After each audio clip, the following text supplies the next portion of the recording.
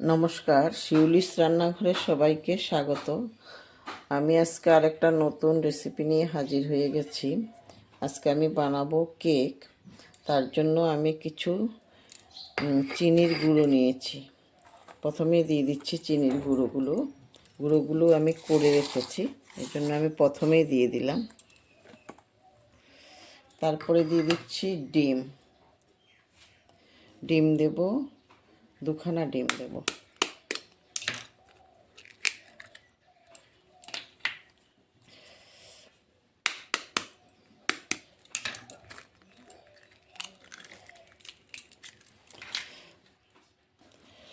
তারপরে দিচ্ছি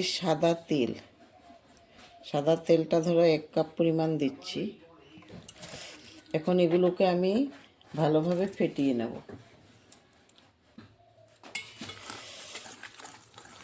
ফেটানোটা তোমরা একদিকে ঘুরিয়ে করবে, বোথ সাইড করবে না। বোথ সাইড করলে কিন্তু ভালো হয় না। সবসময় যেদিকে ঘুরবে একদিকেই। এগুলোকে আমি একদম ভালো করে ফেটিয়ে নেব। তোমরা যারা আমার ভিডিওগুলি দেখছো ইউটিউব থেকে, কিন্তু এখনও সাবস্ক্রাইব করোনি, প্লিজ একটা সাবস্ক্রাইব করে দেবে আর লাইক শেয়ার অবশ্যই করবে। আর যারা ফেসবুক থেকে দেখছো তারা আমার চ্যানেলটা ফলো করে রাখবে, ফলো বাটনটা প্রেস করে রাখবে আর লাইক শেয়ার করার জন্য অনুরোধ করছি। ফেটানো প্রায় হয়ে গেছে, 5 মিনিট মতো ফেটাতে হবে। এখন আমি দিয়ে দিচ্ছি, 1 বাটি দিইনি, তার থেকে কম দিয়েছি, 4 ভাগে 3 ভাগ দিয়েছি সুজিটা একটু মিশিয়ে নিই। আমি আজকে সুজিও দেব আর ময়দাও দেব। ময়দা দিয়ে দিচ্ছি 1 বাটি, বেকিং সোডা দিয়ে দিচ্ছি 1 চামচ। ওইটা ছিল বেকিং পাউডার, সরি, এটা হলো বেকিং সোডা। আমি আগেরটা দিয়েছি বেকিং পাউডার, এটা হলো বেকিং সোডা। আধা চামচ দিয়েছি বেকিং সোডা। এখন এগুলোকে আমি ভালোভাবে একটু মিশিয়ে নেব, একটু টাইম লাগবে।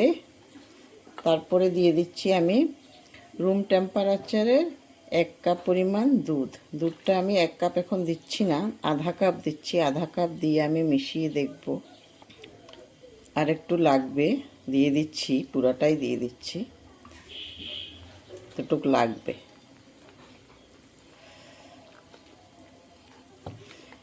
ভালোভাবে মিশিয়ে নেব। এখন কেক বানানোর জন্য আমি একটা বাটি নিয়ে নিয়েছি, কেকের বাটি।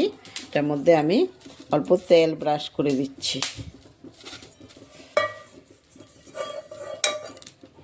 তারপরে তোমাদের বাটার পেপার থাকলে দেবে, না হলে এরকম পেপার হলেও হয়ে যায়। খাতার পেপারগুলো আছে না, এরকম হলেও হয়ে যায়। আমি আজকে খাতার পেপার দিয়ে করছি। এটার মধ্যে একটু তেল ব্রাশ করে দিলেই হয়ে যাবে।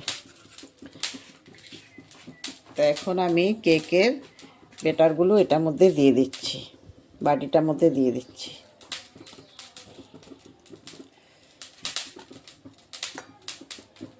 বাটিতে নিয়ে নিয়েছি। কড়াইতে আমি নুন আগে থেকে দিয়ে দিয়েছি, নুন গরম হয়ে গেছে। এখন আমি কেকটা এই কড়াই নুনের উপরেই বসিয়ে দেব ডাইরেক্ট, কারণ আমার বাটিটা একটু মোটা, তো এই জন্য বসিয়ে দিচ্ছি।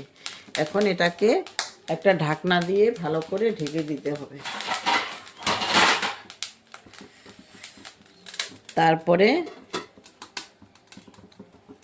40-45 মিনিট লো টু মিডিয়াম আছে এটাকে, যে আমি গ্যাসের ফ্লেমটা কমিয়ে দিয়েছি, তোমাদেরকে দেখাচ্ছি। এই যে এইভাবে রাখতে হবে 40 থেকে 45 মিনিট, তারপরে হবে। এত টাইম আমাদের অপেক্ষা করতে হবে। ঢাকনাটা তুলে দেখছি এখন হয়ে গেছে কিনা। কত মোটা হয়ে গেছে ফুলে, দেখো। আমি এখন একটা কাঠি দিয়ে দেখব ভিতরে হয়ে গেছে কিনা পুরোটা।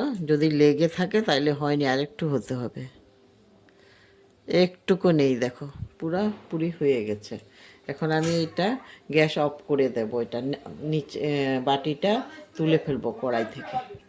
দেখো তোমরা কত মোটা হয়ে ফুলে গেছে। এটা একটু ঠান্ডা হতে হবে, তারপরে এটাকে বাটির থেকে তুলতে হবে। 10 মিনিটের মতো এটাকে রেস্টে রাখতে হবে, তারপরে তুলবো। আমি এটাকে এখন তুলে দেখছি, এই যে পুরা হয়ে গেছে, একটুকু নেই। দেখো তোমরা কিরকম হয়েছে, কত সুন্দর হয়েছে, তোমরা দেখে নাও। এই যে আমি কেটে দেখাচ্ছি তোমাদেরকে,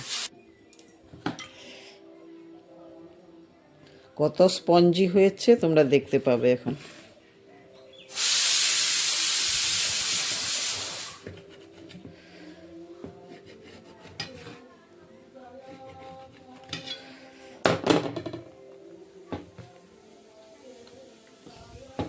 দেখো কত স্পঞ্জি হয়েছে।